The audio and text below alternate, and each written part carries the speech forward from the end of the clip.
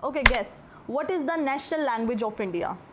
Okay अब सभी के माइंड में हिंदी आया होगा, बट हिंदी नेशनल लैंग्वेज नहीं है क्योंकि India has no national language. Yes, India में सिर्फ ऑफिशियल लैंग्वेजेस हैं और शेड्यूल लैंग्वेजेस हैं। अब इंडिया में दो ऑफिशियल लैंग्वेजेस हैं, एक हिंदी और एक इंग्लिश।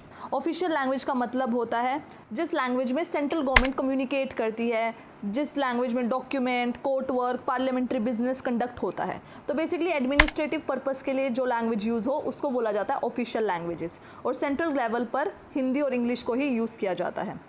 अब दूसरी तरफ है शेड्यूल लैंग्वेजेस। शेड्यूल लैंग्वेजेस वो लैंग्वेजेस होती हैं जो 8th schedule of the constitution में मेंशन है। अब हमारे देश में इतनी ज़्यादा लिंग्विस्टिक डाइवर्सिटी है तो इसलिए हमारे कॉन्स्टिट्यूशन ने 8th शेड्यूल को क्रिएट किया। तो ओरिजिनली 8th शेड्यूल के अंदर सिर्फ 14 लैंग्वेजेस थी, लेकिन अब आज के प्रेजेंट टाइम में 22 शेड्यूल लैंग्वेजेस हैं। ठीक है, और ये लैंग्वेजेस एजुकेशन में यूज़ हो सकती हैं, गवर्नमेंट वर्क में यूज़ हो सकती हैं, इवन इन पार्लियामेंट। तो बेसिकली इंडिया की कोई नेशनल लैंग्वेज नहीं है। इंडिया में दो ऑफिशियल लैंग्वेजेस हैं, हिंदी और इंग्लिश एट सेंट्रल लेवल। दूसरा, हमारे पास शेड्यूल लैंग्वेजेस हैं, आज के प्रेजेंट टाइम में 22 शेड्यूल लैंग्वेजेस हैं।